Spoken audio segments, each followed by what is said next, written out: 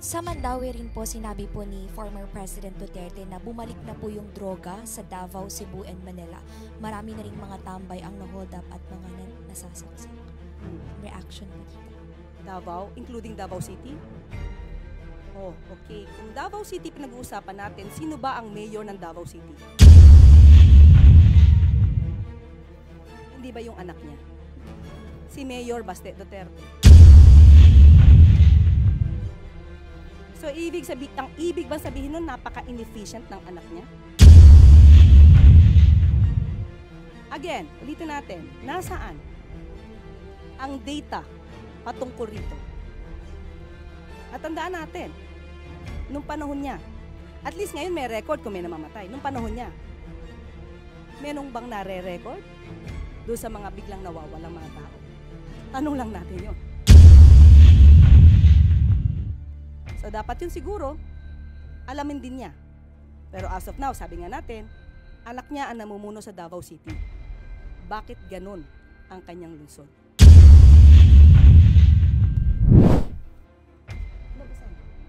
Okay.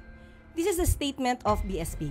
The country's gross international reserves, or GIR, including gold, are held and managed solely by the BSP for the foreign exchange requirements of the country. When BSP sells gold, the proceeds revert to and stay within the GIR. Last year, GIR rose to $106.3 billion from $103.8 in 2023.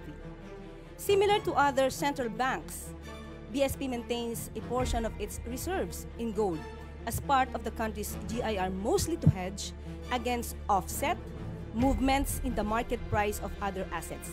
It buys or sells gold to maintain an optimum level for this purpose. Not too big, not too small. Gold prices tend to move in the opposite direction of other assets. Therefore, central banks hold some gold as a hedge against huge declines in other assets in the reserves. However, gold prices can be volatile, earns little interest, and has storage costs. So central banks don't want to hold too much. So yan po ang statement ng BSP. At handa na po tayong sumagot sa inyong mga katanungan. We're now opening floors for questions from our Malacanang media friends.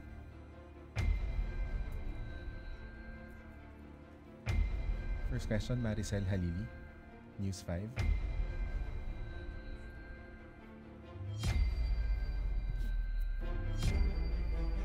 Ma'am, so just a clarification. So ibig sabihin, hands-off si Presidente doon sa gold reserves kasi PRRD mentioned or is accusing the Marcos family of stealing and selling the country's gold. Just so it's clear.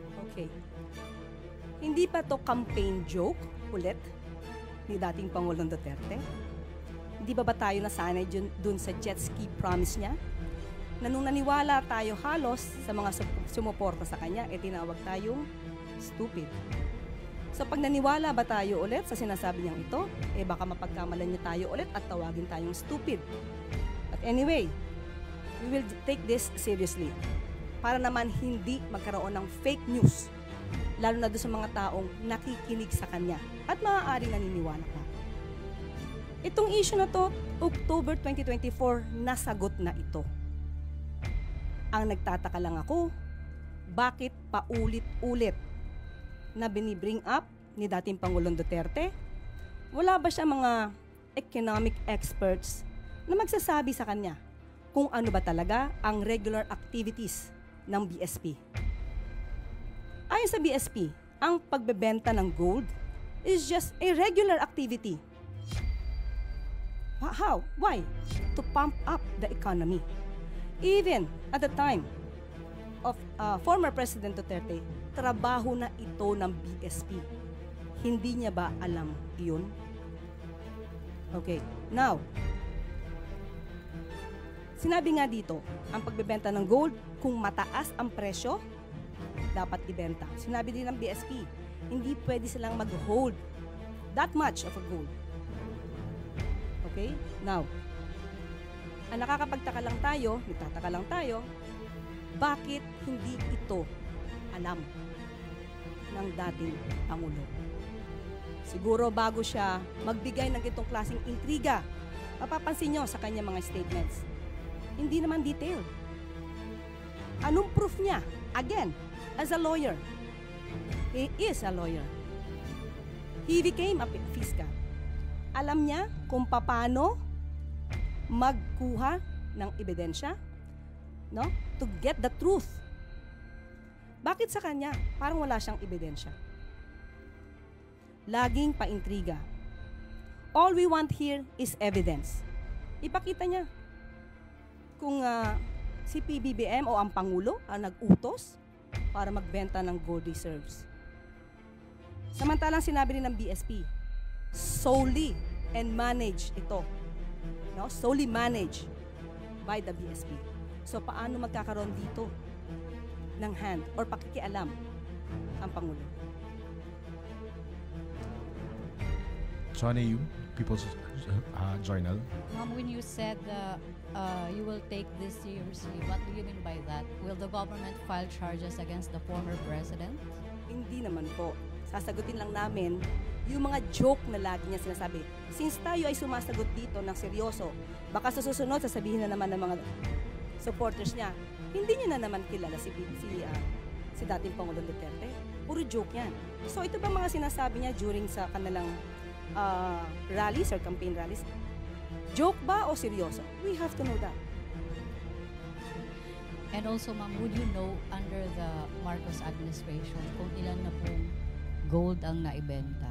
As of now, wala tayong records, pero sabi nga nila, according sa BSP, kukunin namin ito. Kung inyo pong i-require at alamin po natin kung maibibigay po sa atin ng BSP ang records na ito. Pero ang sabi nga po nila, mas tumaas pa po ang GIR natin to $106.3 billion. So ibig sabihin, hindi tayo, wala tayong problema sa gold reserves natin. So that's fake news.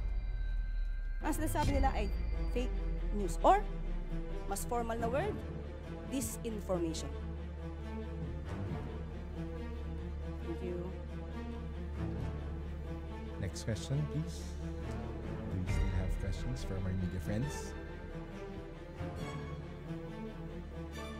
Pia Gutierrez, ABS-CBN. Hi ma'am, good afternoon. Ma'am, in responding sa sagot nyo kanina regarding yung naunang statement ni dating Pangulong Duterte, si former Chief Presidential Legal Counsel Attorney Salvador Panelo said that it's actually the government, the Duterte the Marcos administration that's the biggest spreader of fake news. And I quote yung sinabi niya kanina sa ANC. It's funny because it's the government, the huge corporation of fake news. For instance, when the police assaulted the KOJC, they were saying the police were not armed. They say there were no blanks in the BICAM report, which was the basis of the enrolled bill that was signed into law. Your comment po.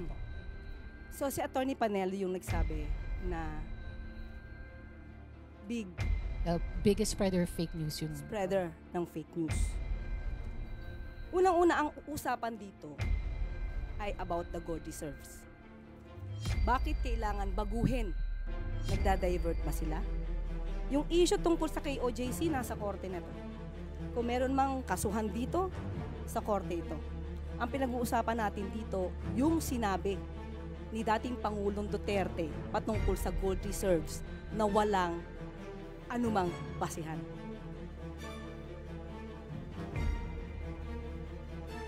Thank you, Yusek. We have more questions from MPC. Dave Pardilla, PTV4. Good afternoon po, Attorney. Sa Mandaue rin po sinabi po ni former President Duterte na bumalik na po yung droga sa Davao, Cebu, and Manila. Marami na rin mga tambay ang na-hold up at mga nasasaksak. Reaction po dito. Davao, including Davao City? Oh, okay. Kung Davao City pinag-uusapan natin, sino ba ang mayor ng Davao City? Hindi ba yung anak niya? Si Mayor Baste Duterte. So, ang ibig bang sabihin nun, napaka-inefficient ng anak niya?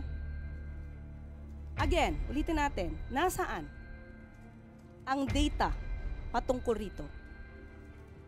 At tandaan natin, nung panahon niya, at least ngayon may record kung may namamatay, nung panahon niya, merong bang nare-record doon sa mga biglang nawawalang mga tao. Tanong lang natin yun. So dapat yun siguro, alamin din niya. Pero as of now, sabi nga natin, anak niya ang namumuno sa Davao City. Bakit ganun ang kanyang lungsod? Ivan Mayrina, GMA7. Yusek, kakapanumpa niyo pa lamang po ngayong araw na ito as Undersecretary and Palace Press Officer. And you come out with guns blazing. Ito na ho ba ang magiging communication stance ng Administrasyong Marcos starting today? Siguro ganito lang po talaga ako. When it's for the truth, ilalaban natin yan. Wala tayong, hindi tayo magsasagwa ng anumang fake news. Basta kaya maalab ang damdamin natin sa salita is because we know we are fighting for the truth.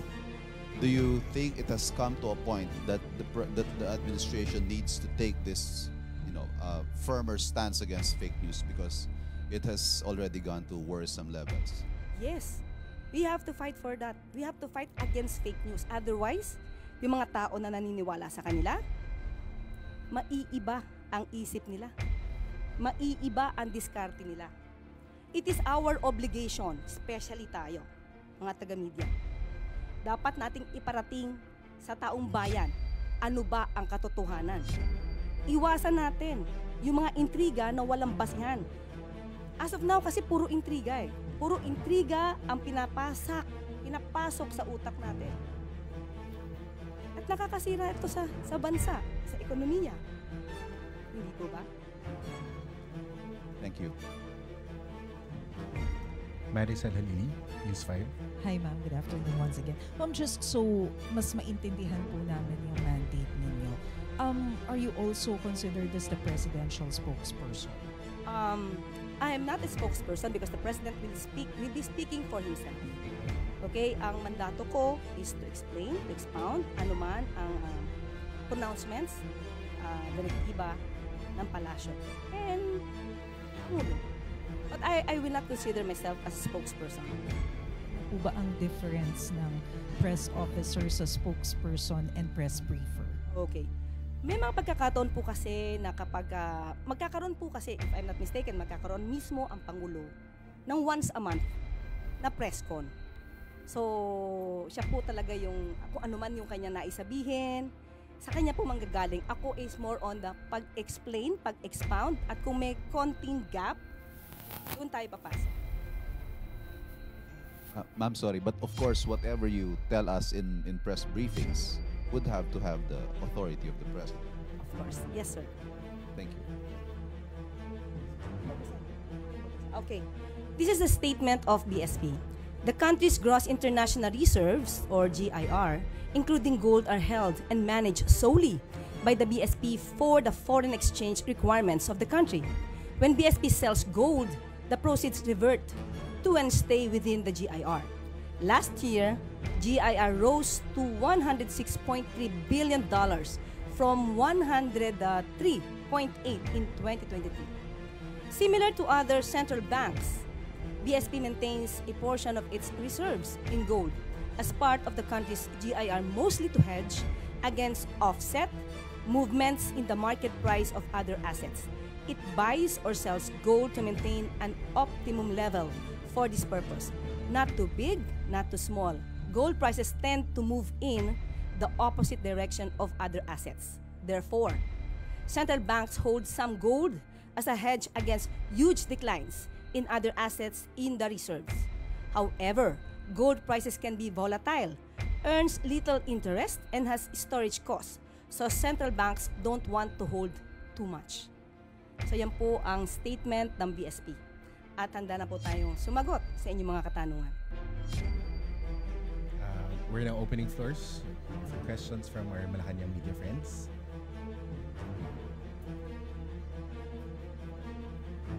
First question, Maricel Halili, News 5.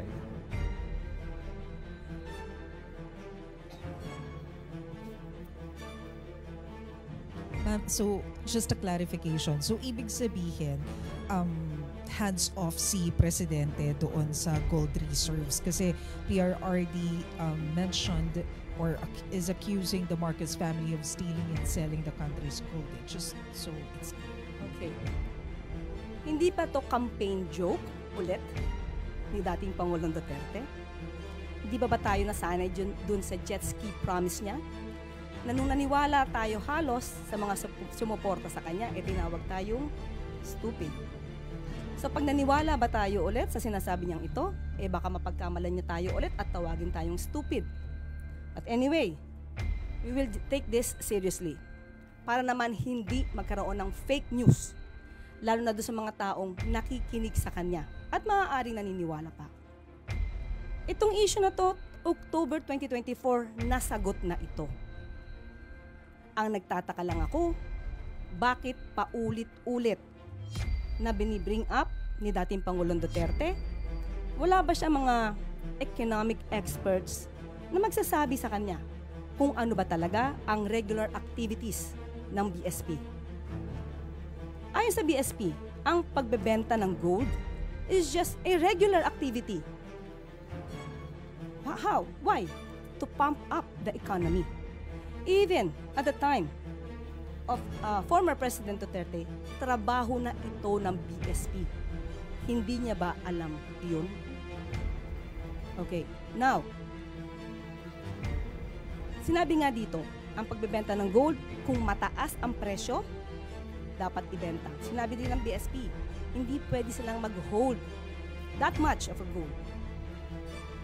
Okay? Now, ang nagtataka lang tayo, bakit hindi ito alam ng dating Pangulo? Siguro bago siya magbigay ng ganitong klaseng intriga, mapapansin nyo sa kanya mga statements, hindi naman detailed. Anong proof niya? Again, as a lawyer. He is a lawyer. He became a fiscal. Alam niya kung paano magkuha ng ebidensya, no? To get the truth. Bakit sa kanya parang wala siyang ebidensya? Laging paintriga. All we want here is evidence. Ipakita niya kung si PBBM o ang Pangulo ang nag-utos para magbenta ng gold reserves. Samantalang sinabi rin ng BSP, solely and manage ito. No? Solely managed by the BSP. So paano magkakaroon dito ng hand or pakikialam ang Pangulo? John A.U., People's Journal. Ma'am, when you said you will take this seriously, what do you mean by that? Will the government file charges against the former president? Hindi naman po. Sasagutin lang namin yung mga joke na lagi niya sinasabi. Since tayo ay sumasagot dito ng seryoso, baka sa susunod sasabihin na naman ng mga supporters niya, hindi niya na naman kilala si dating Pangulong Duterte. Puro joke yan. So ito ba mga sinasabi niya during sa kanilang rallies or campaign rallies? Joke ba o seryoso? We have to know that. Okay. And also, ma'am, would you know under the Marcos administration kung ilan na pong gold ang naibenta? As of now, wala tayong records, pero sabi nga nila, according sa BSP, kukunin namin ito. Kung inyo pong i-require at alamin po natin kung maibibigay po sa atin ng BSP ang records na ito. Pero ang sabi nga po nila, mas tumaas pa po ang GIR natin to $106.3 billion. So ibig sabihin, hindi tayo, wala tayong problema sa gold reserves natin. So that's fake news. Ang sinasabi nila ay fake news or mas formal na word, disinformation. Thank you. Next question, please. Do we still have questions from our media friends? Pia Gutierrez, ABS-CBN. Hi ma'am, good afternoon. Ma'am, in responding sa sagot nyo kanina regarding yung naunang statement ni dating Pangulong Duterte, si former Chief Presidential Legal Counsel Attorney Salvador Panelo said that it's actually the government, the the Marcos administration that's the biggest spreader of fake news. And I quote yung sinabi niya kanina sa ANC. It's funny because it's the government, the huge corporation of fake news. For instance, when the police assaulted the KOJC, they were saying the police were not armed. They say there were no blanks in the BICAM report, which was the basis of the enrolled bill that was signed into law. Your comment? So si Attorney Panelo yung nagsabi na The biggest spreader of fake news yun. spreader ng fake news. Unang-una, ang usapan dito ay about the gold reserves. Bakit kailangan baguhin? Nagda-divert ba sila? Yung issue tungkol sa KOJC, nasa korte na to. Kung meron mang kasuhan dito, sa korte ito. Ang pinag-uusapan natin dito, yung sinabi ni dating Pangulong Duterte patungkol sa gold reserves na walang anumang basihan.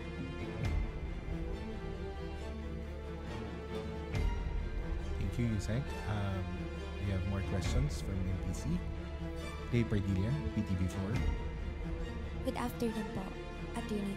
Sa Mandawi rin po sinabi po ni former President Duterte na bumalik na po yung droga sa Davao, Cebu, and Manila.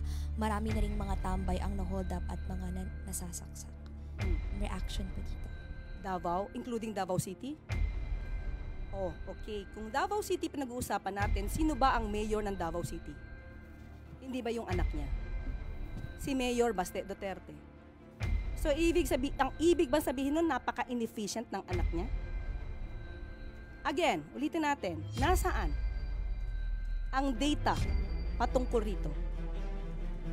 At tandaan natin, nung panahon niya, at least ngayon may record kung may namamatay, nung panahon niya, menong bang nare-record doon sa mga biglang nawawalang mga tao?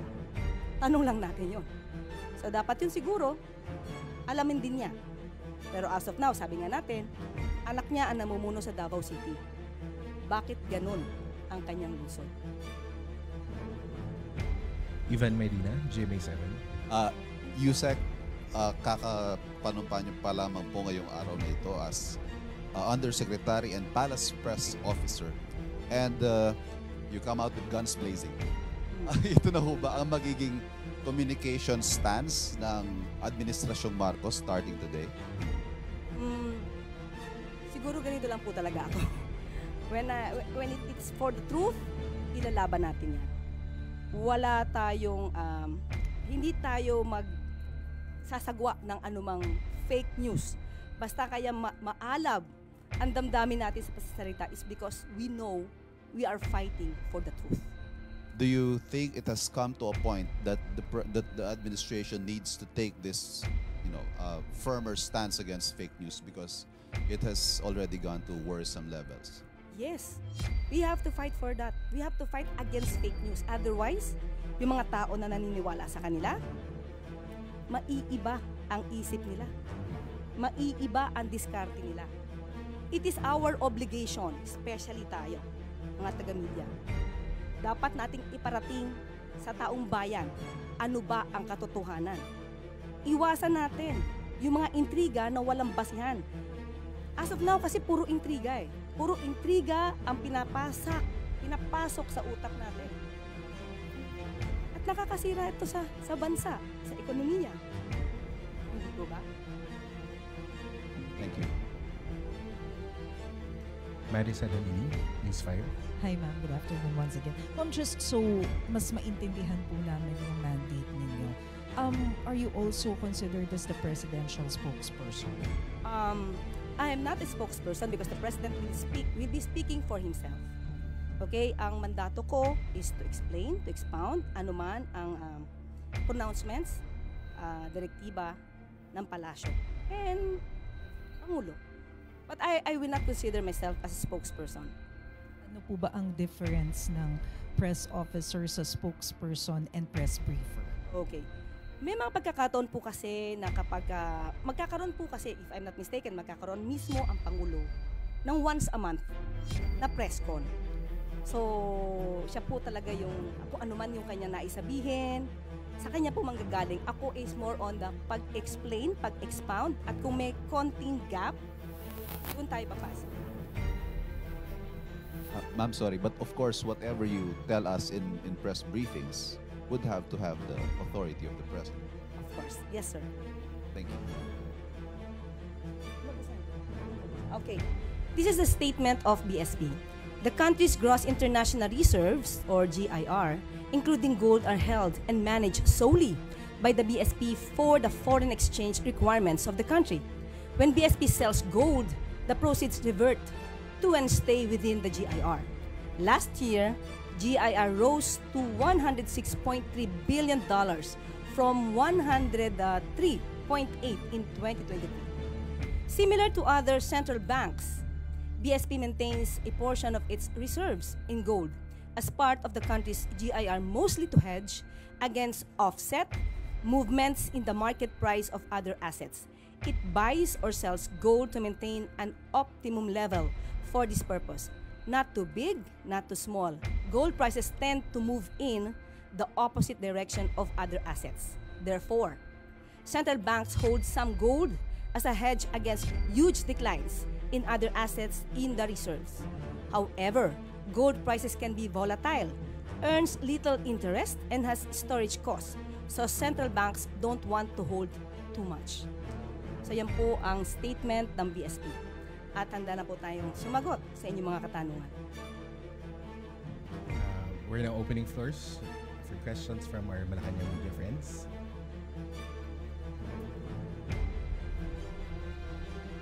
First question, Maricel Halili, News 5.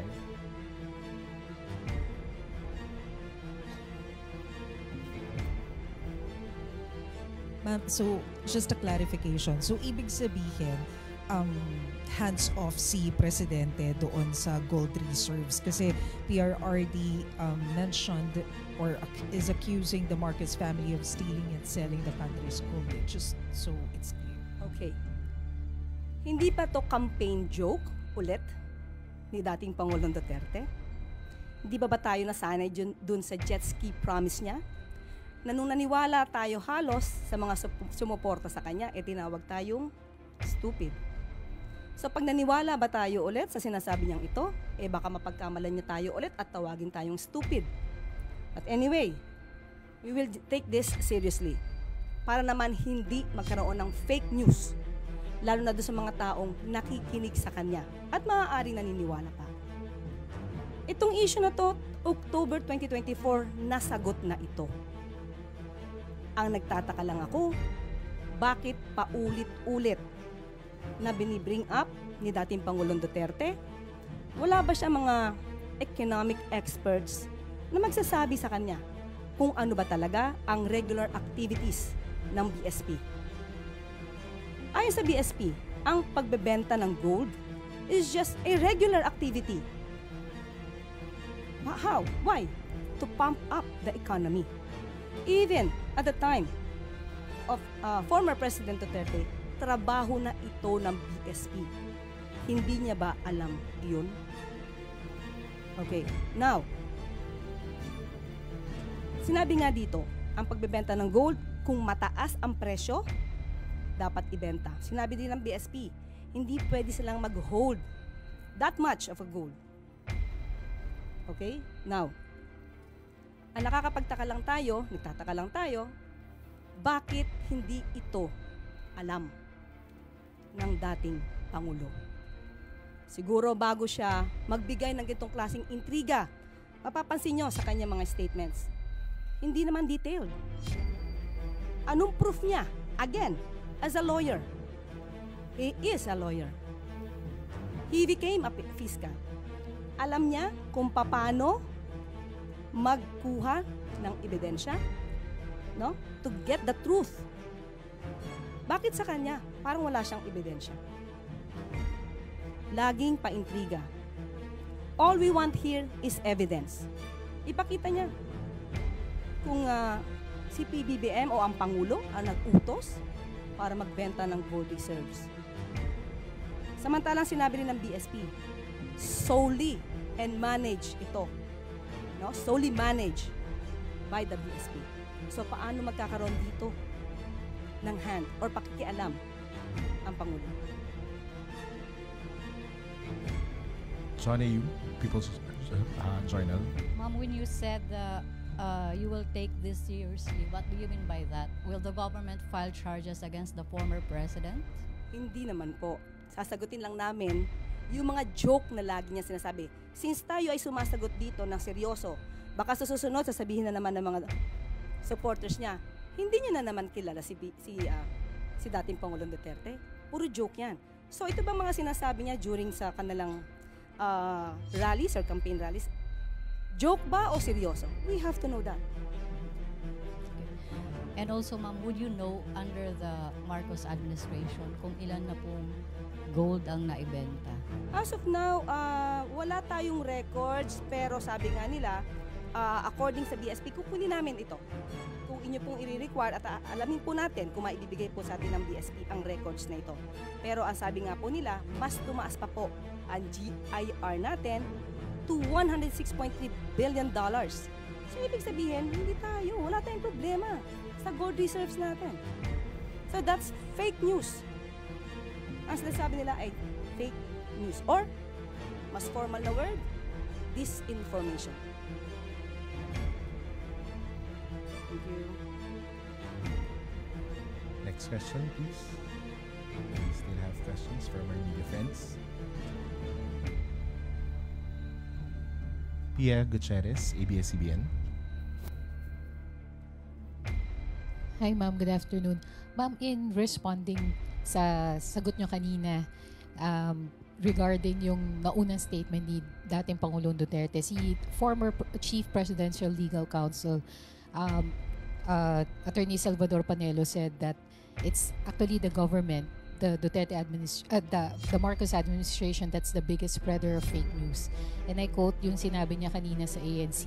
It's funny because it's the government, the huge corporation of fake news. For instance, when the police assaulted the KOJC, they were saying the police were not armed.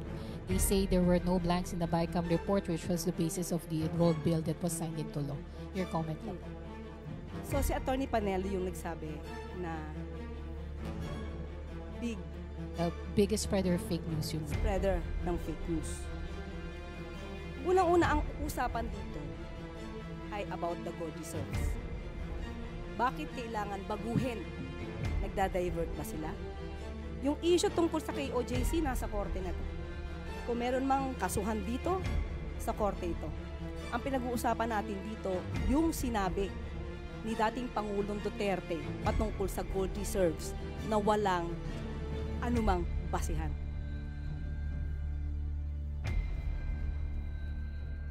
Thank you, Yusek. We have more questions from MPC. Day Pardilla, PTV4. Good afternoon po, Attorney. Sa Mandaue rin po sinabi po ni former President Duterte na bumalik na po yung droga sa Davao, Cebu, and Manila. Marami na rin mga tambay ang na-hold up at mga nasasaksak. Reaction po dito. Davao, including Davao City? Oh, okay. Kung Davao City pinag-uusapan natin, sino ba ang mayor ng Davao City? Hindi ba yung anak niya? Si Mayor Baste Duterte. So, ang ibig ba sabihin nun, napaka-inefficient ng anak niya? Again, ulitin natin, nasaan ang data patungkol rito? At tandaan natin, nung panahon niya, at least ngayon may record kung may namamatay, nung panahon niya, menong bang nare-record doon sa mga biglang nawawalang mga tao? Tanong lang natin yun. So dapat yun siguro, alamin din niya. Pero as of now, sabi nga natin, anak niya ang namumuno sa Davao City. Bakit ganun ang kanyang lungsod? Ivan Medina, GMA7. Yusek, kakapanumpa niyo pa lamang po ngayong araw na ito as Undersecretary and Palace Press Officer. And you come out with guns blazing.